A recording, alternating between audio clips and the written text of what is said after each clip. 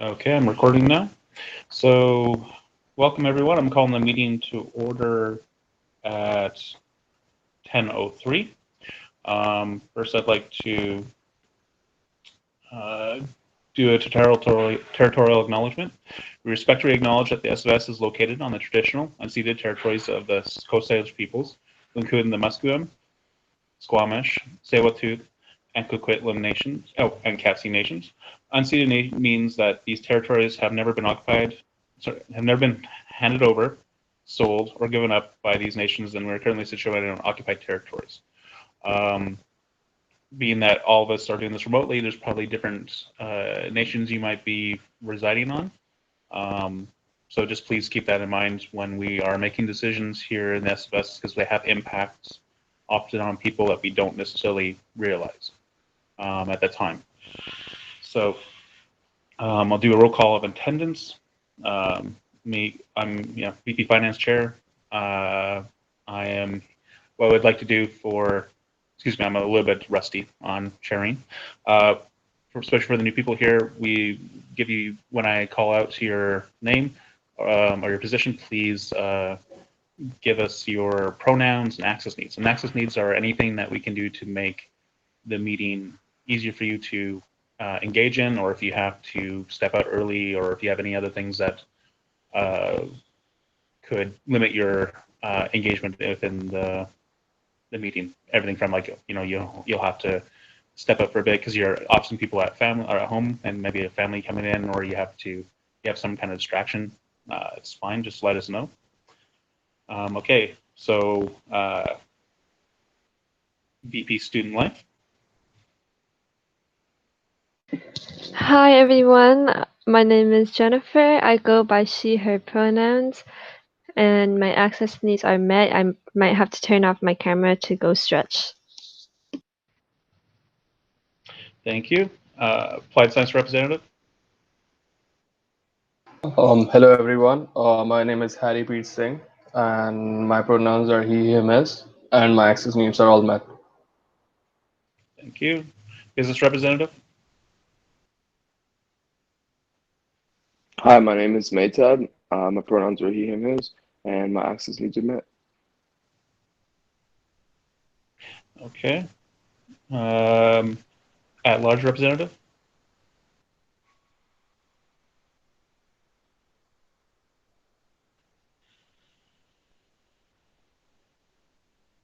Boom.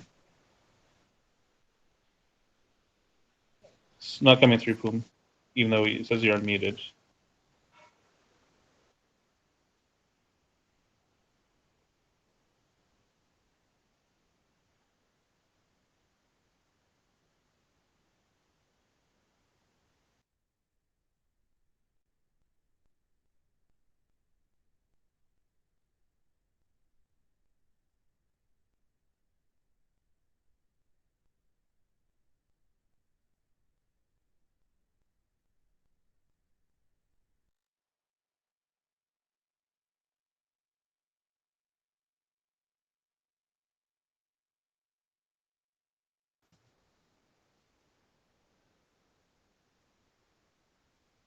What the heck?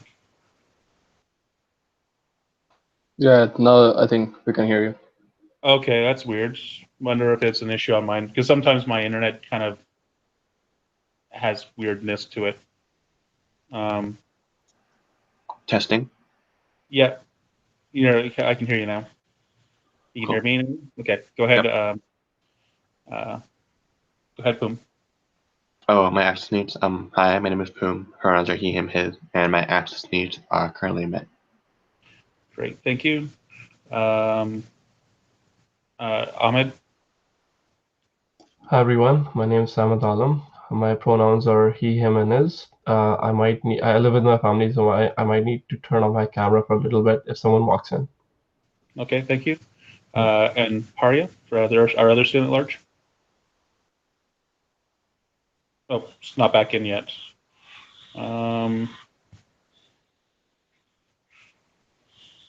So I'll check in with her. but we can always come back when she joins back in and do a quick check. Okay, I'm going to, and I'd like to do before we get into the business matters of the minutes, I'd like for us to do a quick welcome and introduction with our new student larges, and also with our transition manager. This is the first time he's at this meeting as well. If you don't mind, since Ahmed, you're currently only one in, do you want to give us a quick introduction about yourself and why you were motivated to apply for this committee? Yeah, thank you, Corbett. My name is Ahmed. I'm currently a third year student originally from Pakistan. I am in BD School of Business, and I'm concentrating in finance. I personally believe that I'm naturally good with numbers, so I was looking for opportunities that align with my concentration and major. So I was looking at these opportunities. So this crossed my feed. So I talked to Asab, who connected me with Corbett, and we talked about it. I got to know more about why, what the finance and audit committee does, and I was looking for an opportunity to get involved with SFSS because I'm currently highly involved within BD School of Business. So I wanted a bigger scope than that. And that's the primary reason why I reached out to Corbett and applied for this position. It's good to hear. You'll definitely see a bigger scope, especially when it being that hopefully in the next couple of weeks we'll get a draft of our annual audit where it's a lot of numbers and details. Okay. Send a message to Paria. I'm just waiting for her to bring back in. Lawrence, would you like to do a quick introduction, especially for new student at larges, as to yourself, a bit of your history and your role? Yes. No, thanks, Corbett. And it is great to see. And I could see your excitement about having some adding at-large students to this committee, and also to return to this committee under this name. It functioned as the Finance and Administrative Services Committee for a long time. Oh, let me say, for those who don't know, I jumped at the opportunity to come in during this time of transition on a contract, but my previous history had me involved in the society in various roles for almost 24 years. So I've seen a lot of things come and go, including now I catch up to where I was. This committee, the Finance and Administrative Services Committee, was always a really functional and interesting committee. So many things come through it, and it's nice to see it up and functioning again with this vision and this understanding. It's nice to see, and I assume once word gets out, there'll be even more students that join in because it's one of the heartbeats or one of the hearts of the society. So it's good on you, Corbett, for getting it going and adding some and keeping it with lots of good personnel. Yeah. Thank you. Yeah, just for a history lesson, this is the first time in 5 years that we've had students at larges back on the committee. In 2015, or rather 2016, board really shrunk down the role of this committee to be more just focused on the audits and a few other areas. So it would,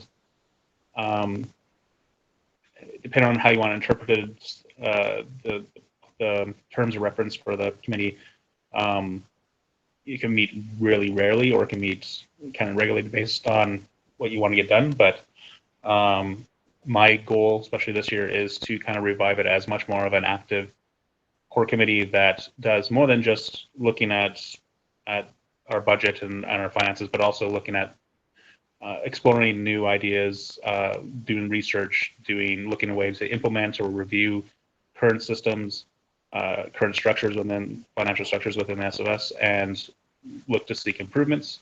So I'm really happy to get us involved, and that's where we have our annual plan, as a lot of the items on it are very much into rolling up our sleeves and doing new work and new things. So Paria's back.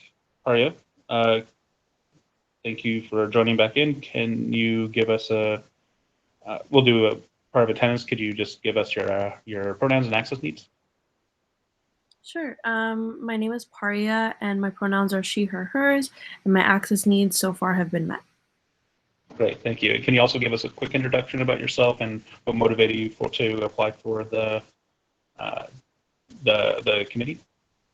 Sure. I'm going into my third year of a joint major in business and philosophy. I go to SFU, obviously, and I guess I just wanted to like try to be part of the SFSS because I learned this year how important it is for student advocacy. And just in general, I don't really know much about finance, and I'd like to learn. Yeah. Okay, great, thank you. Let's see, let's go back to the agenda now. Okay, so adoption of the agenda. We resolved to adopt the agenda as presented. Do I have a mover?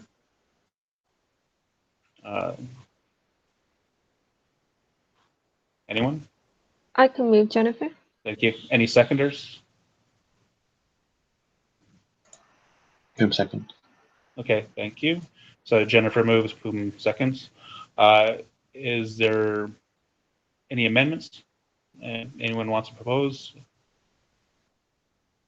New items? Nothing? Okay. So all in favor be resolved to adopt the agenda as presented. So all in favor, seeking unanimous consent. So please unmute your mic if you dissent. Seeing no dissent, that carries unanimously. Matters rising from the minutes. Be it resolved to receive and file the following minutes, FASC 2020 06-05. So basically the first meeting. I hope everyone had a chance to review that. Did it actually get sent out with the?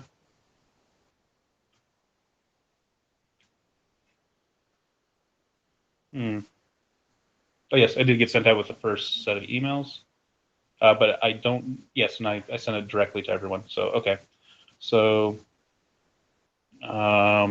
any comments or issues that you saw? Anything that was maybe misquoted or any incorrect statements? Seeing nothing. So okay. Yeah. So be resolved to receive and file the following minutes. Do I have a mover? Sorry, I did this a little bit out of order. I'm still rusty. Do I have a mover for this motion? I can move. Okay, Jennifer moves, and I'm assuming Harry, you'd like a second? Okay, maybe another seconder. I can second it. Thank you. Okay, so be resolved to receive and file the following minutes. All in favor? Seeking unanimous consent. If you dissent, please unmute your mic. Seeing no dissent, so this carries unanimously. Now on to 6.1 discussion items, FASC annual plan and timelines. Okay, so I'll share screen this annual plan, so give me a minute while I figure all this out.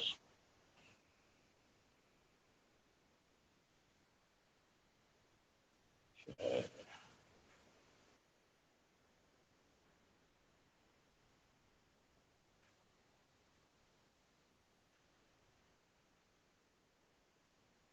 So, is that working?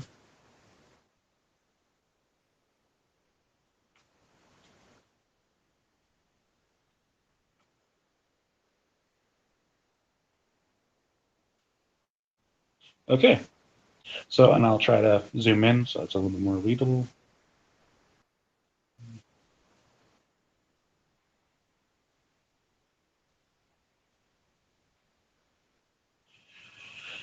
Okay, so I set this up in a spreadsheet just because, you know, budgets and stuff. The general idea, so especially for the new students and Lawrence, most of the stuff was discussed at our first meeting over a month ago, but because we have new members in, I thought it'd be better to have another discussion. I and to kind of go over each item, to especially for the new members, to just get an idea of things that I've recommended. A lot of these items come from either a mixture of our campaign promises this year from members of the board that were finance related, to recommendations from staff and our administrators. So it's a bit of comprehensive list of projects. Some are ongoing and some would be brand new, which is I did my best to explain that with the different columns and what type of project this would be. So some are going to be, especially if we're going to start something new, I prefer to have a more structured process where we do either a review or a research first, and make a proposal, get that approved, and then start looking at the way to implement it, as opposed to just jumping right in and just trying to implement something that we may not actually be a good fit for us. That looks good on paper, but doesn't necessarily work out in the way the organization is, or the time of it, or a number of things. So I'll go into just the first main things. So the audits, the fiscal year 2020 audit and financial report. This is something that we have to do every single year. And at the moment, we are currently having our records audited. My hope is that we'll have a draft report for us by our next meeting in 2 weeks. But there's basically going to be two main reports. One is going to be a report from our auditors that the finance committee will receive, and we'll also get some findings from the auditor from the report, issues, maybe we're off on certain aspects of a record or not. They tend to be different things from different years, and we have to decide what kind of fixes we want to try to implement. But then also as part of my responsibility as VP Finance, I have to create a financial report for the previous year, the fiscal year, and that has to be presented at the annual general meeting along with the auditor's report. So this would come through FASC, and my goal would have it written up and have it presented at FASC, get approved, and then submitted on to, or most likely approved by the board by the end of August, and have it sent out to the members as part of our package for the annual general meeting, which would be currently is scheduled for the last week of October. So we'd have to have the report out and stuff by last week of September. So it's a bit of, I wouldn't say a tight timeline, but there's actually set dates. And I can, after we approve this plan, we can work on a much more detailed breakdown of timelines and deadlines and expectations. All right. Any initial questions on that item?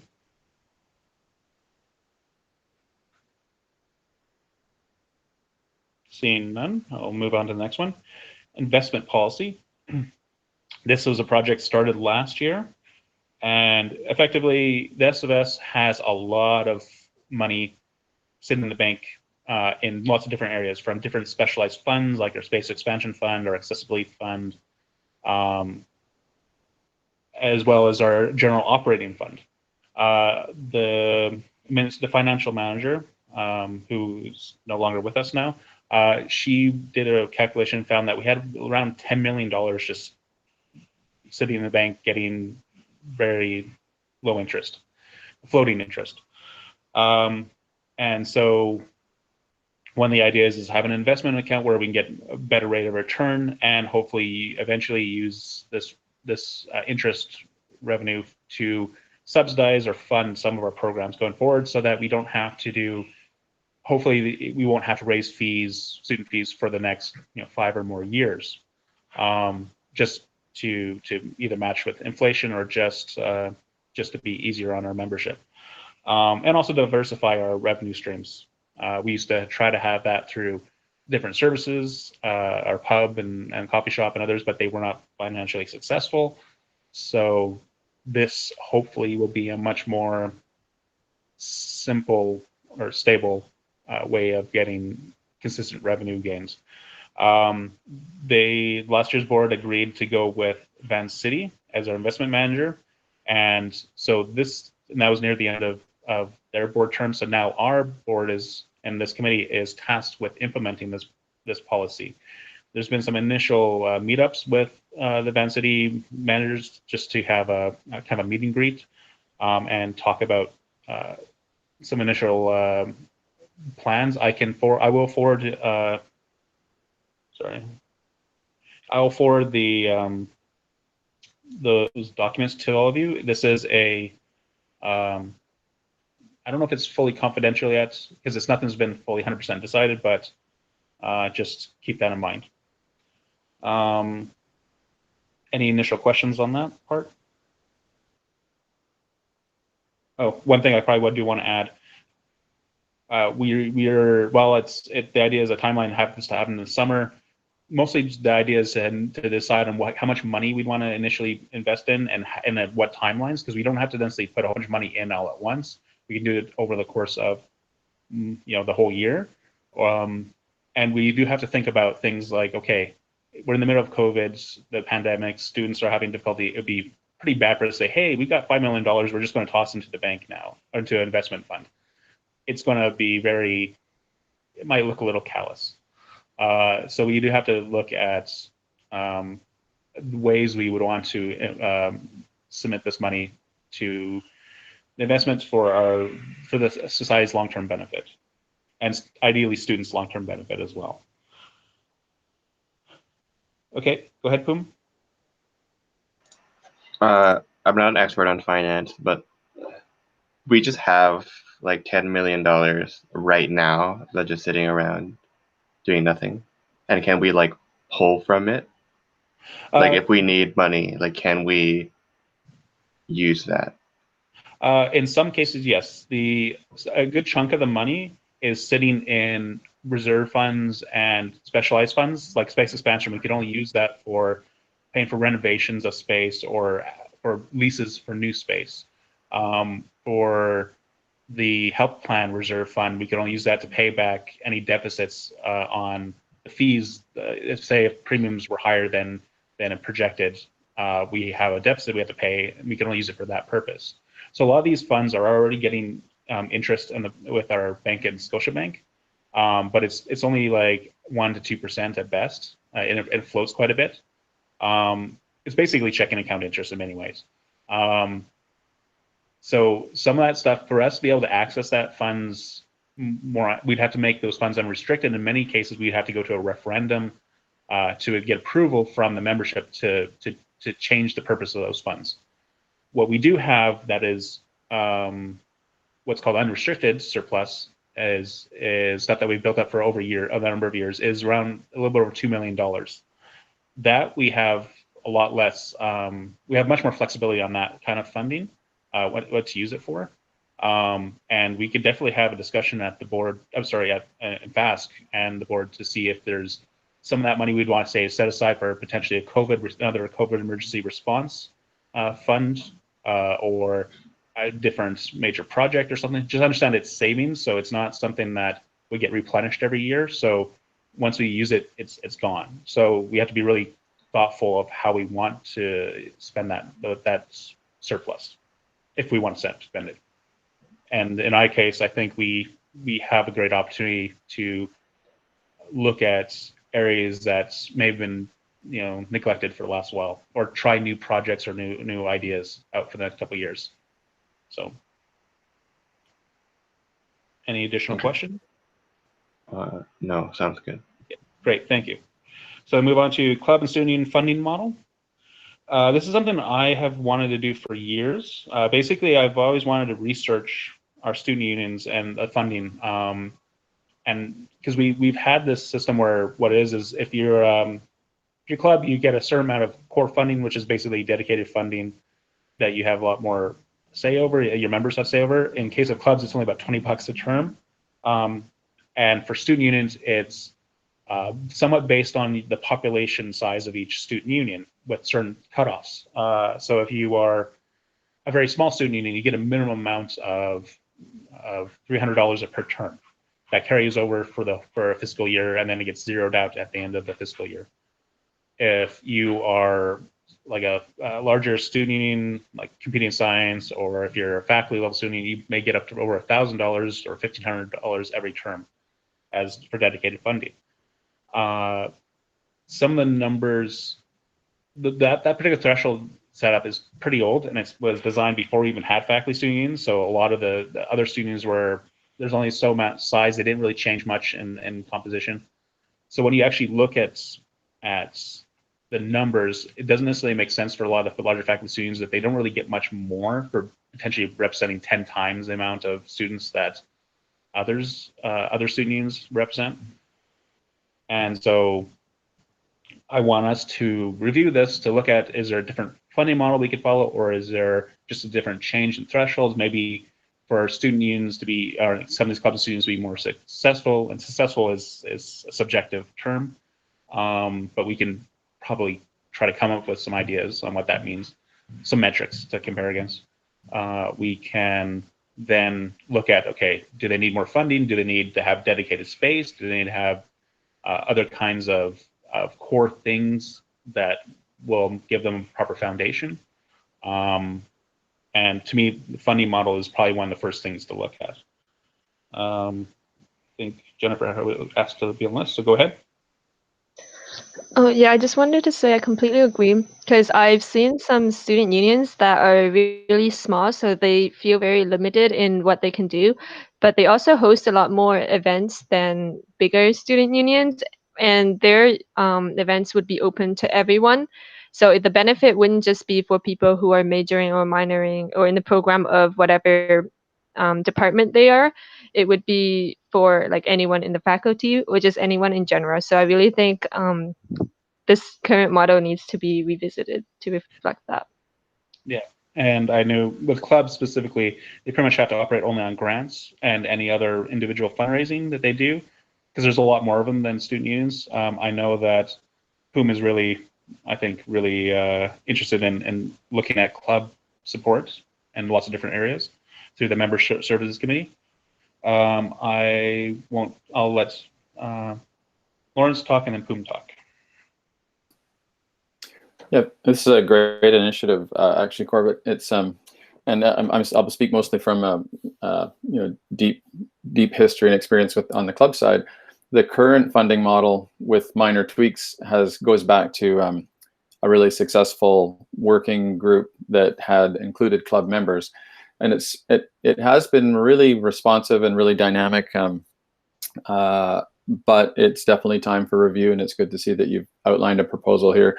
And this would come up, but I think it would be useful again to go to gather a workable size group of really key club executives when we can in some way, and make it part of this, because as Boom knows, it's when you go to the people, you'll experience and hear things that you couldn't necessarily have imagined. But it is definitely overdue for some review, and it's really great to see it on this proposal here. Yeah. Whom? Just a logistical question. Like, how will the two committees collaborating, how are they going to work? Like, can I get like advice from the MSA and then go to finance and then make a motion, or? Yeah, the way I had envisioned this was since we're looking primarily at the funding side right now, this would be the primary committee would be FASC, and we'd be asking Farm and Member Services to help with this and reach out to different groups. So like Farm Committee, I'd ask all the at-large and faculty reps to reach out to the different student unions and clubs that they are aware of to get feedback, and for initial ideas, plus also anything we pitch as a change, feedback on that, how they think it would impact them. Member Services, because you also work heavily with the student union coordinators and club coordinators, we'd love to get staff perspective on this. And I think basically those two main ones are those two groups, since they're well connected, will be for a lot of feedback and ideas and such. And you could make recommendations to the committee, the FAST committee, to on how you would like things, how you think things should go. Does that make sense to you, or would you like pitch a different idea?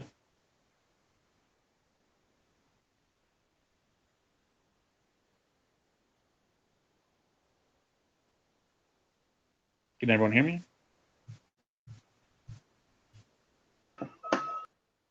Okay. Okay.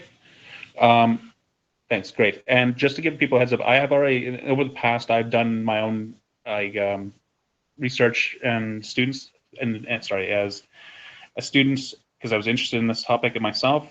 So I'll send the spreadsheets of what I've done in the past. It's a couple different years of tracking the different numbers of student unions and their relative size and different funding models that I'd heard about or looked at. Basically, just changes in the thresholds and to see how that would impact things financially. And I'll send that out to the committee after this meeting. Okay, next item. Oops, sorry, just rolling the wrong thing. Participatory budgeting. This was actually on last year's campaign with Tawanda, and I looking at some of the admitted states initially started to look into it in the spring term. Basically, a quick rundown is participatory budgeting is where you take a portion of your budget, operating budget, or in this case it could be surplus, and allows members of the community, or in this case the SFS membership, to pitch ideas on how to spend that money. It could be on projects that are pre-vetted, or it could be projects that are submitted by our membership, and then the membership can then later down the road vote on which ones to get funded and worked on. And the way I envision this from a cycle, like annual cycle perspective, is we would have a call out in the summer and early fall for projects that then get vetted and then get put onto a list to be worked on in the spring elections. The idea being so that the next board, whatever gets approved, then the next board is tasked with fulfilling those promises.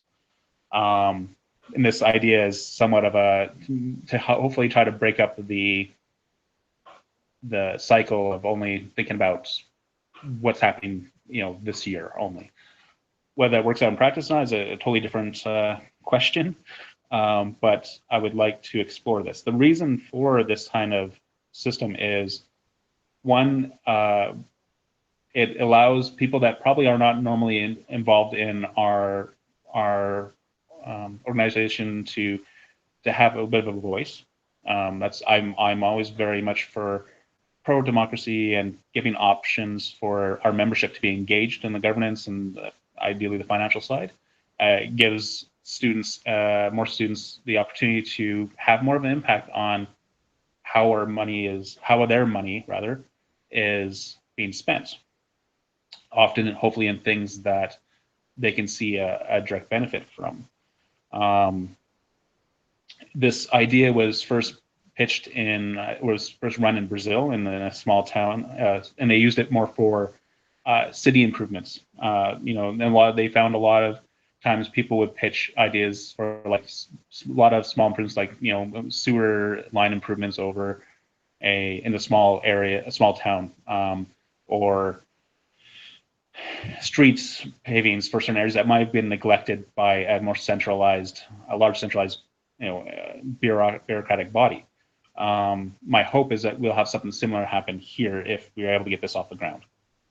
And there is some organizations in Vancouver that actually, help with this type of project, and have like an app and stuff, or a system that people can use to vote with. So we can do a reach out to some of these groups and do like an RFP. But is there any initial questions with this? It's kind of a new idea for the SFS, but I'm really excited to be able to work on this.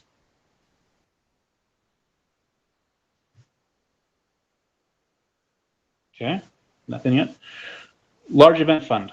So this is something I've seen, and I think this has been pitched from both staff and students, that over the last number of years, we've been getting a lot of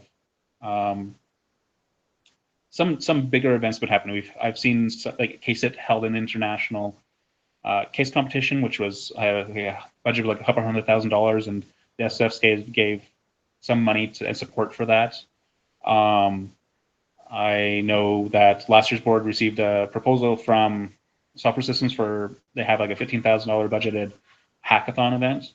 And then of course we have the SFS runs its concerts almost every year, and those are sizable, $60,000 to $100,000 events. And that I think would be smart for the SFS to create a special fund just for these larger scale events. What large scale means is we'll have to determine those criteria, but also this gives us the opportunity to create controls. What we expect from people that apply for this funding, what kind of, large scale events require more detailed budgets, more review on risk assessment, all those kinds of things. Something that allows us to support our members doing larger things and even support ourselves doing larger events, but also putting in stronger controls so that to try to prevent any large scale failures as well. Jennifer, go ahead. Just a question, like how would funding be decided if the group were to get sponsorships? Well, the current funding system would be pretty much anything over, I think, $3,000 goes to the board, or $5,000 goes to the board. I'm assuming a lot of the funding would be in that similar amount. We might have a system where maybe we can change the policy where maybe FAST does the initial vetting, at least from the financial side, and then makes recommendations to the board. We could have that discussion at the board, or first I'd like to have a discussion here and some ideas from staff, from committee members, how they think this could go. I don't know how many these types of proposals we'll be receiving. Maybe it's only 1 or 2 a year. It's very much going to have to be like, this will be the first time. We'll have to iterate over this, I think, over multiple years to like really fine tune it. But some initial ideas would be probably go through FAST first, and then go recommendations to the board.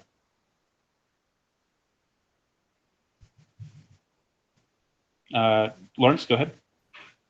Just very quickly, Corbett, because I want you to have good time to get through the other things. But Jennifer's right to raise that issue, because it is one of the trickier ones, because sponsorship can be both in kind, like donating of services, and sponsorship can be cash or sometimes volunteer resources. So it's really difficult to have a standard format where you capture what sponsorship might be, so that we're not giving funding to a group that really doesn't need it, or those kinds of things. And it was one of the big challenges, but obviously models are out there, and it will be important, like I think you've said this a few times, to formalize and have structure, maybe that we borrow or build from where it's worked successfully elsewhere. Yeah, and we can approach other student societies that maybe, if they do have something similar. I'm assuming AMS would have a lot more money than we do, a lot more people. They might have some systems already in place for these kinds of requests.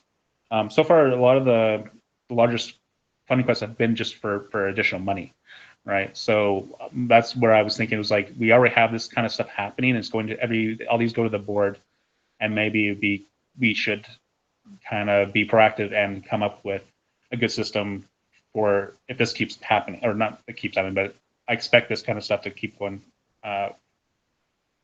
occurring. My tablet is almost dying, so I'm going to switch to my phone. So just give me 1 minute. So for a minute, you'll see 3 Corbetts in the channel, I think. So 1 second. And I understand we're getting kind of tight on time, so fortunately we're getting close to the main stuff. And because we don't have any our coordinators, we can't really do much of an update for the oops.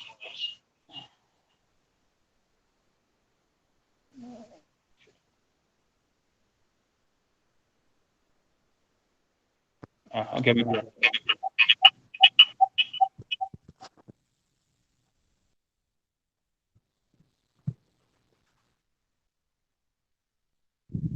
Okay, can everyone hear me?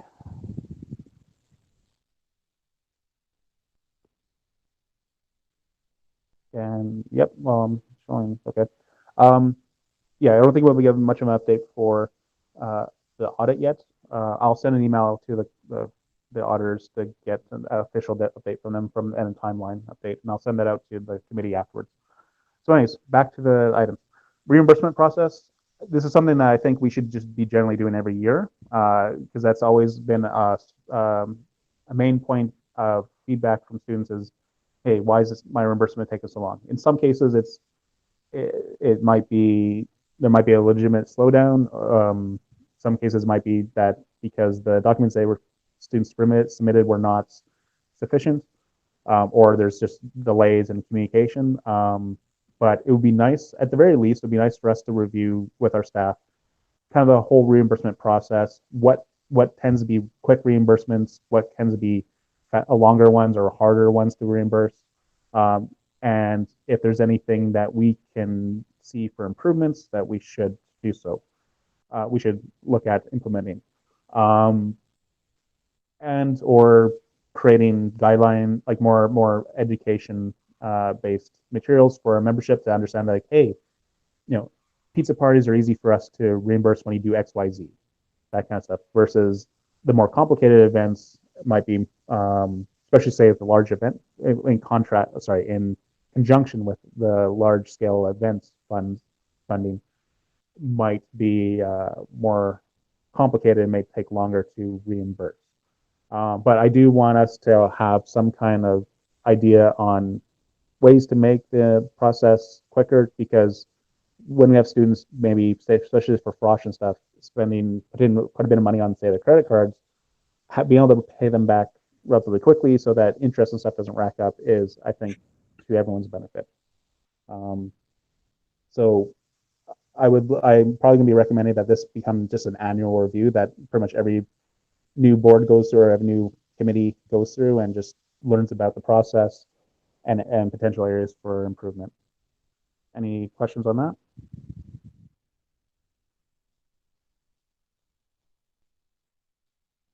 Nope. Okay. Last item, board directed project. This is just generally, think of it like a contingency fund, like for any event. The idea, instead of being on money, it's on time. Because the reality is, we're going to get the odd project directed from board or from another committee that's saying, like, hey, maybe FAST should take a look at this. So I just want to make sure that we have that in mind when I was making a plan for this year, for timelines, to understand that we'll need some kind of buffer for everything to give us the opportunity for an unexpected project recommended or request. That's really all about that. The other two items were, what I said of maybes, because these were pitched by administrators and our executive director that are no longer with us as things that would be good for the organization, but because of the administrative changes, we probably won't have the ability to get into these because they're much larger projects. But they think they should happen in some form, or at least some work should be started this year on it. So one was the Enterprise Risk Management Review. Initial idea was, last year's committee talked about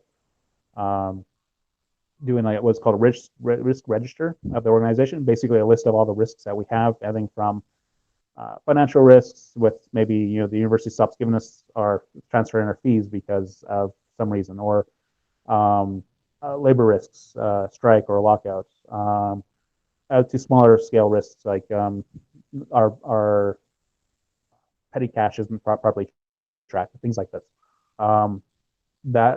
And then they suggested that maybe we should do a much more comprehensive review, like a full enterprise risk management review. But because of the changes we made, I think we should probably look at mostly just actually implementing the risk registry.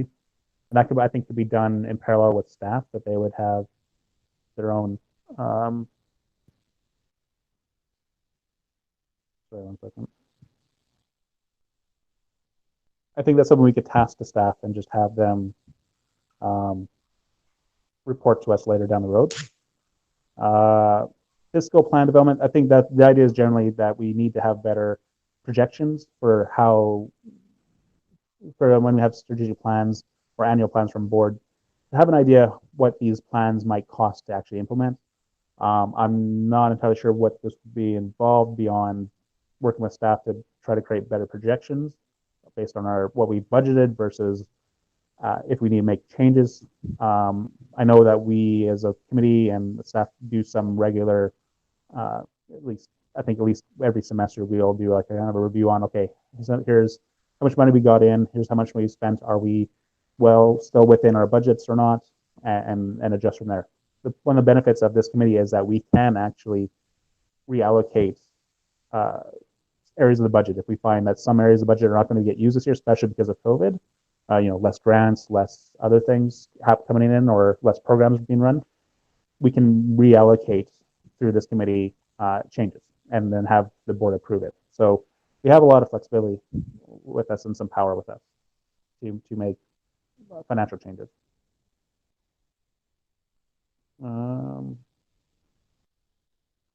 So that's really about it. We got about 10 minutes left after the meeting. Is there any questions or concerns, or do you think that's too much that we can handle this year, or maybe not enough? It is really hard to tell how long certain things will take. I think once the committee gets running and going, that will be, we think we have a really good group this year. So, hey, Mahtab, go ahead. Yeah, just a quick question. If I know we talked a little bit about the large event funding.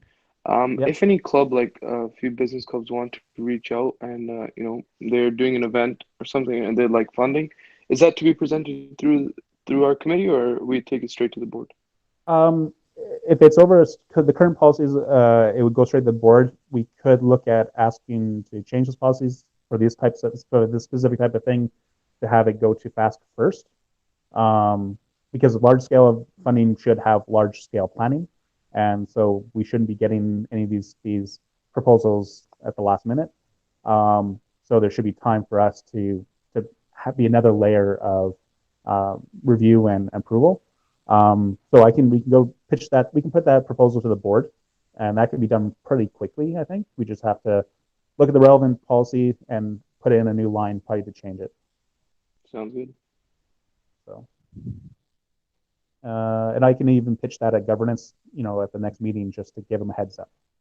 So that could be done in a week or two. Okay. Lawrence, go ahead. Yeah, there's I was too slow off the draw to comment, express my excitement about that participatory budgeting, which I think is a really kind of fresh and new model. And as you pitched it, I thought, I don't know how accurate this might be, but I visioned it kind of, it's almost like an app that would set it up, or an interface like a crowdfunding or a GoFundMe kind of thing, where people can see, understand, and vote on different projects. But the ability to get it out in front of the membership and out in the community is both really positive, because it shows the kinds of things that the broad range of things that people get up to and want to get up to. And then too, it moves it out of the inner bowels of the student society, where we do a lot of good work, but this kind of thing really belongs out in the public. I think it's really a cool idea.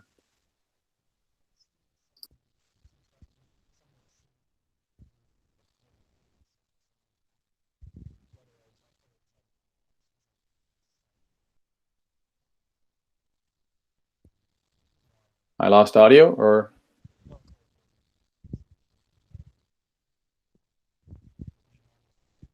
Can you hear me? Yep. Okay, I think I was just talking too far away from the mic. I'm on my phone, so it's less, doesn't have as good of a pickup. I was just saying, I think I've seen also some of the local cities like Burnaby and Coquitlam doing something similar, trying out participatory budgeting in some form. So I'm pretty excited to work on it. Any other questions, especially from our two new student members, Paria and Ahmed? Do you have any questions or concerns? Go ahead, Ahmed. Yeah, I was just wondering if we currently have a reimbursement process in place, and if we do, can you go a little deeper into how that looks like right now? Yeah, so we do check requisitions. Basically, so if a student gets a grant, a club gets a grant for an event, or a student union gets a grant. So it could be, say, for a frosh or for an info night or a networking night, and they wanted some food, and so they didn't have enough money themselves, so they asked the SFS, hey, can you give us $500 for food to hold for this networking night? And say the coordinators looked at it, saw that there's a process that we have online that you can, I think through a Canvas course, you can look it up, and I'll send that out to the group as well, to the committee, where you submit through a form all your budget and your requirements, and the coordinators look at it, and based on their own internal rules, they'll say, okay, we can give you a certain amount of money for food, or we can give you all your requests for food because it's within our range. And the event happens, we get a bill, people get a bill, and if it's something like through meetings events, and they'll just bill us directly, I believe, and then we just handle it internally. But if it's, say they bought chips and snacks from Nesters, and it was a couple $100 worth of food, then they would submit receipts, itemized receipts, that says, okay, we spent so much dollars on chips and everything else. We then, and they fill out a form called a check requisition, where it says, my name, the purpose of the check rec, how much it was, here's the receipts, all that kind of stuff. And our financial, the financial coordinators would then look through it, double check any documentation, any emails to say that, hey, this was actually approved by our coordinators for this specific grant number, et cetera, et cetera. And they write if it's all been approved, they write out a check, and they get it signed by generally 2 board members, or administrator and a board member, and then it gets mailed out to them. Now that whole process can be relatively quick, like in a week or 2 at most. Sometimes it takes longer, especially if the documents we've been received are not detailed enough. So for instance, a long time ago in 2015, I remember being able to just sometimes submit a bank statement saying like, hey, I spent $200 at Nesters.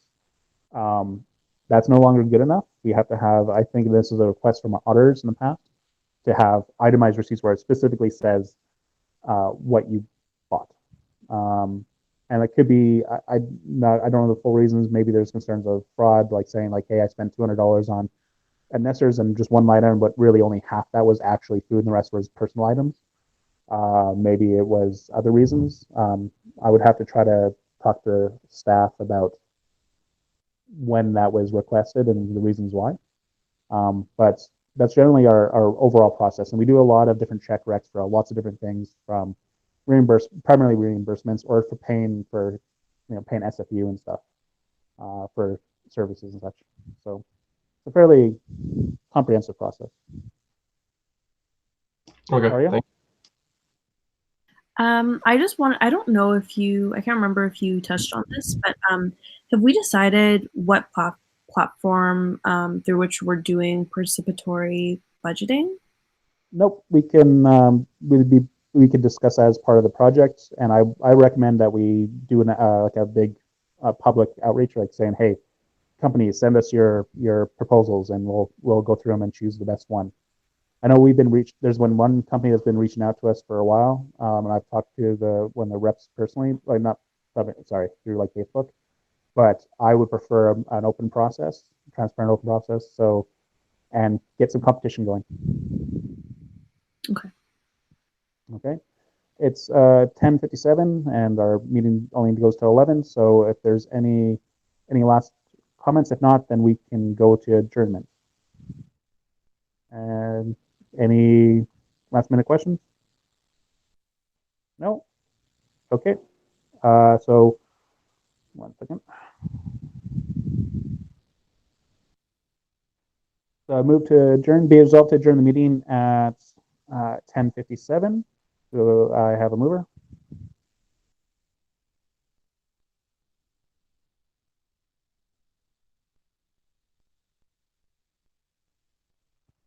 Do you have anyone moving to adjourn? Yeah, Maytab moves. Okay, thank you. Seconders? Or seconder? Group second. Okay, thanks, Boom. So Maytab moves, Pum seconds. Seeking, so all those in favor, seeking unanimous consent. Unmute your mic if you dissent. Okay. Seeing no dissents, thank you. The meeting is adjourned. That carries.